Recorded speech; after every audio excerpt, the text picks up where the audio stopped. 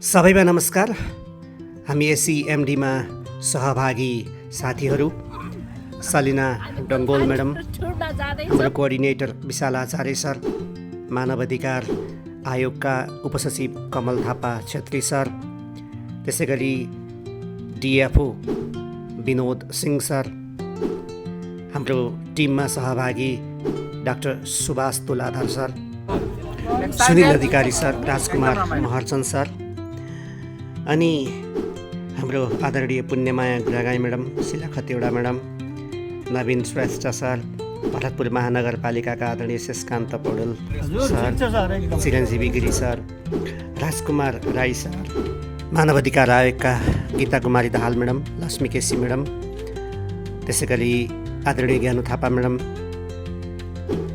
षोडशी रेग्मी ओझा madam, आदरणीय हरिना अघिला sir, आदरणीय राजकुमार विशी सर, त्यसै गरी आदरणीय ईश्वरी केसी म्याडम, निर्मला शर्मा म्याडम, अनि हाम्रो टिकाराम ढकाल सर, आदरणीय डाक्टर प्रमोद कुमार यादव सर, सुवर्ण खनाल सर र म विष्णु प्रभा सापकोटा काठमाडौँदेखि दोलखाको सैलुङसम्मको यात्रामा निस्कँदैछौँ।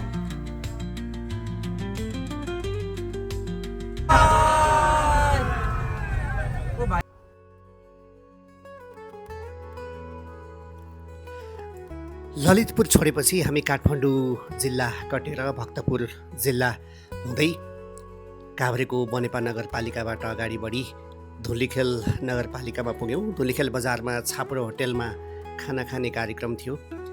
साथीहरूको प्रतिक्रिया हेर्दा त्यहाँको खाना एकदमै गजब र मिठो रहेछ।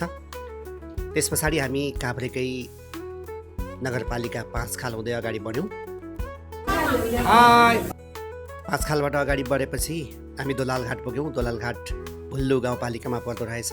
भुल्लु गाउँपालिकाको सीमा नागेपछि हामी पुग्छौँ बलेफी गाउँपालिकामा। बलेफी गाउँपालिकाको बजार बलेफी बजार सुकेटे हुँदै खाडीचौरमा पुग्छौँ हामी। खाडीचौरबाट अगाडि बढेपछि उकालो बाटो सुरुवात हुन्छ।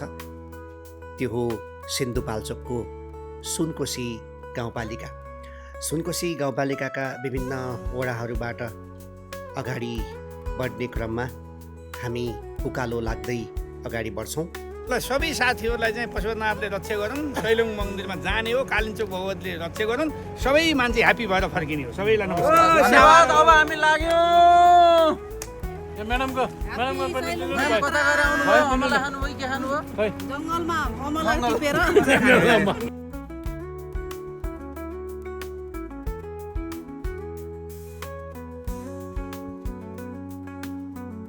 एकदम रमाइलो छ।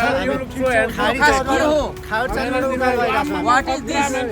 के हो यो? यति ह्यान्डसम को? कहाँबाट आयो यति ह्यान्डसम मान्छे? What is this? Can you please explain about this trip? अङ्ग्रेजीमा दिएर अस्ति हामी एसईएमडीको तालिममा के भन्छ यो C2C होइन, कनेक्टिङ टु कम्युनिटी प्रोग्राम अन्तर्गत दोलखाको सैलुङ गाउँपालिका जाँदैछौँ। अहिले हामी कता पुग्यौँ? सुनकोशी गाउँपालिकाबाट अगाडि बढेपछि हामी पुग्छौँ सिन्धुपाल्चोक जिल्लाको अर्को गाउँपालिका लिसङ्खु पाखर गाउँपालिका। हाम्रो बाटो धेरैजसो यही गाउँपालिका हुँदै अगाडि बढ्छ। लिसङ्खु पाखर गाउँपालिकामा पर्छ प्रसिद्ध मुडे बजार। मुडे बजार आलुको लागि निकै प्रसिद्ध मानिन्छ। आलुको लागि देशैभरि चिनिएको जुन बजार छ मुडे बजार। मुडे बजार केवल आलुका लागि मात्रै होइन, यहाँ विभिन्न प्रकारका चाइनिज वस्तुहरू चिज वस्तुहरू पनि पाइँदो रहेछ। हामी बजार पुगेपछि देख्यौँ चिसो मौसमको लागि पनि यो एकदमै प्रसिद्ध छ।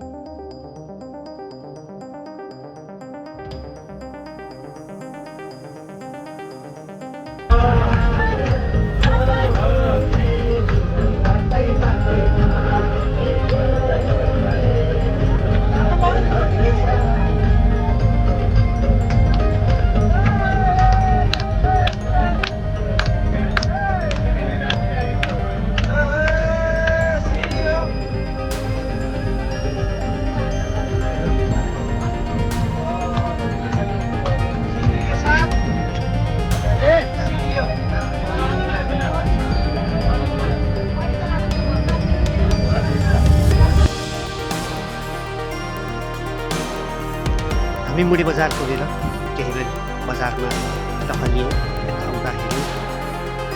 केही साथीहरूले त्यहाँ चिया पनि लिनुभयो, फोटो खिच्नुभयो। बजारमा पाइने चिजहरूको बारेमा हामीलाई जानकारी लियौँ। जसो चाइनाबाट आयातित वस्तुहरू भएको रहेछ र त्यसै गरी प्रसिद्ध आलु त पाइने नै भयो। त्यसै गरी यो ठाउँ चिजको लागि, छुर्पीको लागि पनि प्रसिद्ध रहेछ। यहाँ नजिकै रहेको खरीढुङ्गाबाट बनेका विभिन्न वस्तुहरू पनि देखिँदो रहेछ। मैले पहिलोपटक ढुङ्गाको तावा, कचौरा, कपहरू पनि देखेँ। खुब गजब लाग्यो। हामी केही बेर बजारमा अल्झ्यौँ, हेऱ्यौँ, यताउता घुम्यौँ। यहाँको चिसो हावापानीमा रमायौँ पनि। मुडेबाट दोलखाको चरीकोट जाने र सैलुङ जाने बाटो छुट्टिन्छ। सिधै अगाडि बढ्दा हामी चरीकोटतर्फ लाग्छौँ भने सैलुङ थोरै ओह्रालोतर्फ लाग्नुपर्छ। हामी सैलुङतर्फ अगाडि बढ्न थाल्यौँ। यहाँ नजिकैबाट सैलुङ गाउँपालिकाको सिमाना पनि सुरु हुँदैछ। सैलुङ जाने एकदमै सुन्दर छ। हरियो जङ्गलको बिचमा बिच गरेको सुन्दर सडक। हामी अगाडि बढ्दै गयौँ। दृश्यहरू अझ सुन्दर बन्दै गइरहेका थिए। हामी खाली ठाउँ खोजेर दिउँसोको खाजा खानका लागि गउँछौँ। मैले काठमाडौँबाट नै केही चिउरा, दालमोठ जस्तो ड्राई पिकनिकका लागि सामग्री लिएका थियौँ। जुस, चिउरा, दालमोठ लगायतको खाजा सबैजना साथीहरू एउटा चौरमा बसेर खायौँ, रमायौँ, फोटो खिच्यौँ, हाँस्यौँ, नाच्यौँ पनि। कतिपय साथीहरूले टिकटक पनि बनाउनु भयो। बिचमा रोकिएर खाजा खाइसकेपछि एकैछिन वरिपरिका दृश्यहरू हेरेर हामी अगाडि बढ्छौँ। सैलुङ गाउँपालिकाको वडा नम्बर 3 बागखोर बजारबाट अगाडि बढेपछि हामी सैलुङको फेदमा रहेको कालापानी ढुङ्ग्रे बजारमा प्रवेश गर्छौँ। आजको हाम्रो बास यही ढुङ्ग्रे बजारमा हुनेछ। भोलि बिहानै हामी सैलुङको दर्शन गर्न माथि जानेछौँ। सैलुङको दृश्यावलोकन गर्न जानेछौँ। यो कालापानी बजार सिटीको पर्को सानो पहाडको टुप्पोमा रहेको चिसो छ। यहाँ सुविधा सम्पन्न होटलहरू छन्। हाम्रो बसाइ एकदमै रमाइलो नै भयो। साँझ साथीहरूसँग मिलेर चिसो भएको हामी आफ्नो ताप्यौँ। क्याम्प फायरिङमा थिए। साथीहरूले गीत गाउने, नाच्ने काम पनि गऱ्यौँ।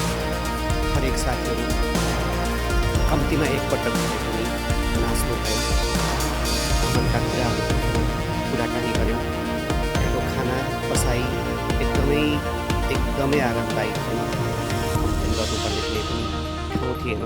त्यसै पनि चिसो मौसम र यहाँको लोकल उत्पादनले हामी फुरुङ्ग भयौँ। रमाइलो तरिकाले साँझ बितायौँ। साँझमा धेरै साथीहरूले नाच्ने, गाउने, आफ्नो प्रतिभा देखाउने काम गर्नुभयो।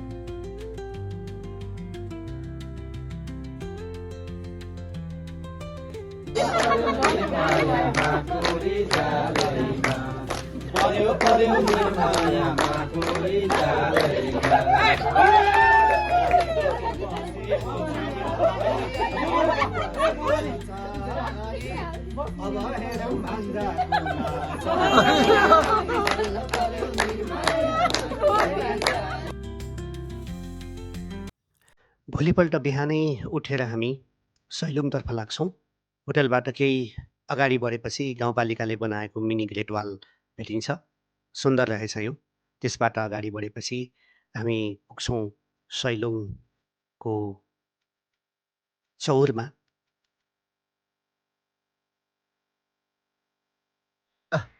कस्तो लाग्यो तपाईँलाई? एकदम स्वर्गीय आनन्द है। हाम्रो नेपाल सबै ठाउँ नै त्यत्तिकै रमाइलो, तर यो सैलुङ चाहिँ 100वटा चुङ्गा भएको ठाउँ। सर हिँड्दै हुनुहुन्छ? ए बिन सर कस्तो लागिरहेको छ हौ तपाईँलाई? एकदम गजब लागिरहेको छ। बिहान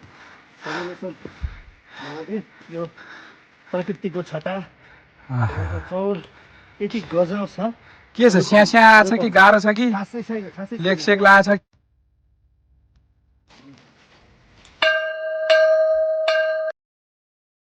पाण्डवहरू आउँदा यहाँ भीमसेनले आफ्नो शक्ति प्रदर्शन गरेको भनेर किम्वदन्ती रहेछ। भीमसेनको दरबार देखिन्छ यहाँ। तामाङ भाषामा सही भनेको 100, लुङ भनेको थुम्का। 100वटा थुम्का मिलेर बनेको यो सुन्दर सैलुङ। सैलुङको वरिपरि विभिन्न रङका गुराँस फुल्ने जङ्गल छ र सैलुङको यो चौरमा चौरी गाई चरेको सुन्दर दृश्य देख्न पाइन्छ। यहाँबाट पारी पारी विभिन्न किसिमका अन्नपूर्णदेखि सगरमाथादेखि गौरीशङ्कर हिम श्रृङ्खलाहरू देख्न पाइन्छ। हामी जाँदा मौसम त्यति राम्रो नभएको हुनाले हामीले हिमाल देख्न पाएनौँ। यो माथि गुम्बा छ र शैलुङेश्वर महादेवको मन्दिर छ। त्यसको छेउमा एउटा भ्यू टावर पनि बनाइएको छ। भ्यू टावरको टपमा गुरु पद्मसम्भवको मूर्ति राखिएको छ।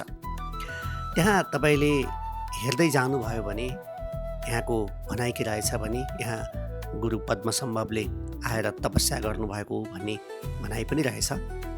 अनि यी पुराना ढुङ्गाहरूबाट बनेका आस्थाका केन्द्र देख्दा त्यस्तै लाग्छ। एउटा पृथ्वीको नाइटो भन्ने पनि ठाउँ देखियो। पृथ्वीको मध्यभाग यहीँ पर्छ भन्ने यहाँका मान्छेहरूलाई विश्वास रहेछ। त्यसको सँगै बुद्धको पाइला, ढुङ्गामा रहेको बुद्धको पाइला पनि देखिन्छ। यो बुद्धको पाइलाले गर्दाखेरि पद्मसम्भव यहाँ आएर बसेका हुन् भन्ने भनाइ पनि रहेछ। मौका मिल्दा तपाईँ पनि सैलुङ आउनुहोस् है। जति हेरे पनि नअघाउने प्रकृतिको अनुपम यो ठाउँ एकचोटि चाहिँ अवश्य पुग्नुपर्छ।